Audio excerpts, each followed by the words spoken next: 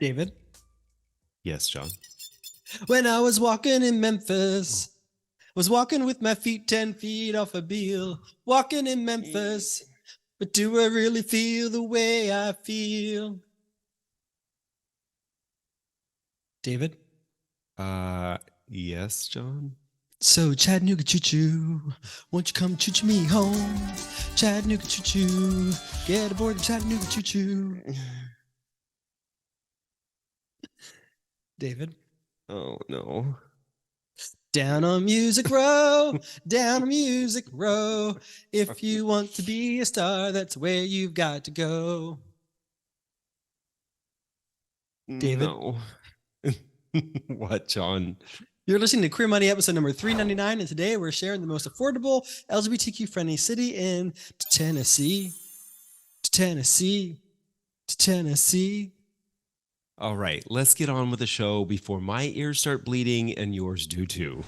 The mission of Queer Money is to financially empower the LGBTQ plus community. Join us in thanking Capital One for supporting that mission. Clearly, someone in our house loves to sing, but I wouldn't make it very far on Beale Street or Music Row.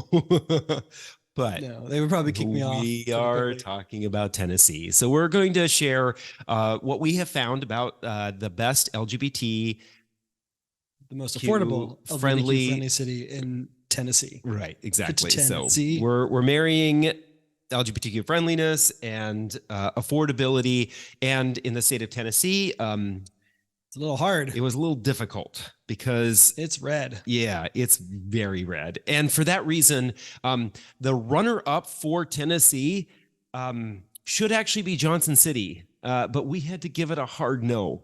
And that's because it only got a 12 on the HRC MEI index. Yeah. They applied for it, but the reality is that the reason why it only gets a 12 is because the only thing they do that may or may not be for the LGBT community is they actually report hate crimes. So we aren't sure if they're actually reporting all hate crimes or just specific ones. So in all good conscience, we could not recommend Johnson City as the place where LGBT people may want to consider going. Even it's though, affordable. Right. Even though it did have decent median and average income, it has a very low cost of living. It has the lowest and third lowest rents and third lowest home values in the state. It's not going to be a recommendation of ours. We just cannot do this one. Johnson City has to do better to get our recommendation. Yes, exactly. Do better, Johnson City. So what is the real runner-up? Our decisive runner-up is Nashville. Yay! So why Nashville, John? Why Nashville? Well, rent at $1,850 a month and home values at $421,000 on average per home makes it kind of expensive for the state of Tennessee. It does have a very high cost of living as well at 103.1%. However, it does have that 103 is based on the national average. So it's slightly above the national average when it comes to cost of living. Exactly. It does have, however, the highest average income at $74,000 and median income at $52,000. So that helps with the affordability. And it also, what bumped it up on our rating was it has the highest Human Rights Campaign and Municipal Equality Index rating at 77 out of 100. Yeah, that's the highest in the state. So that really is what helped propelled it up the list. Right. And so those high Nashville incomes. Tired of all the credit card offers you get from your current credit scoring app? Download CreditWise by Capital One today to avoid them. So David, who is the winner? Well, you were walking in Memphis. So Memphis is our winner. There's a couple of reasons why Memphis is the winner. Besides it being a great city, right? The rents are kind of high at $1,480 for a average two bedroom, but it's about $400 less than Nashville. Right. That's considerably less than Nashville.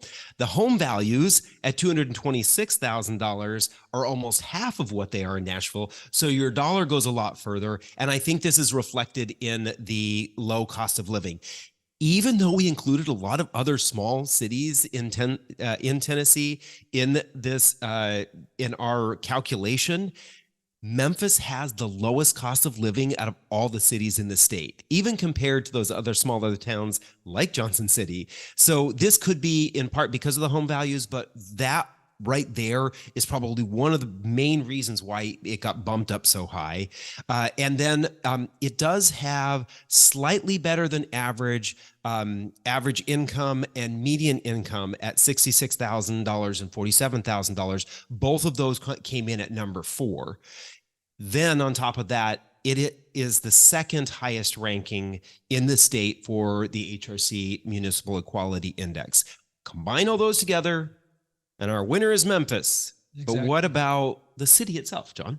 There are a lot of great things about the city of Memphis. The queer scene there is a little bit different than what you might see in most communities. There isn't really like a gay neighborhood, so to speak, or a gay mecca that everybody hangs out at, because the scene there is really about blues and other kinds of music and music clubs. No, oons. That's what you're going for. But it's still apparently very, very LGBTQ plus friendly. There are 2 gay bars there, the Pumpkin Station as well as Drew's Bar. If you're looking for a gayborhood, so to speak, there would be sort of Midtown, Cooper Young, and Crosstown, and maybe the areas of the neighborhoods you'd like to check out. And apparently a lot of the LGBTQ community hangs out in sort of offbeat kind of places like coffee shops such as Otherlands and the Muddy Bake Shop, as well as out Memphis's community center. So if you're looking to visit or to move to the city of Memphis, those are some areas and reasons why you might want to check it out. Right. So congrats, Memphis. And again, this is a different kind of flavor. One of the things that we hope to expose with this series is that there are lots of different kinds of LGBTQ friendly cities, not just ones that focus on the club scene or ones that focus on the art scene. You might find that this is one of those. Yeah. If you like Memphis, especially if you like music, especially blues, definitely a place to check out. Yeah, exactly. Congratulations, Memphis. Start your journey to financial independence with a checking and savings account that doesn't nickel and dime you with fees. Get a Capital One 360 checking or 360 performance savings account at Capital One today. So a special thank you to you, our listeners, especially, and our viewers for tolerating John's singing at the beginning of this episode today. Thank you again for listening and watching another episode. Next Thursday, on the Queer Money bonus episode, we're going to be covering the most affordable gay-friendly city in a state that I basically ran away to find myself. And John always questions this, but I went to South Dakota. So we're going to be talking about LGBTQ-friendly cities and affordable cities in South Dakota. If you'd like to see the results of all the cities in each state that we're analyzing, go to queermoneypodcast.com/cities or click the link in your podcast player for our growing analysis. Thank you and have a great weekend.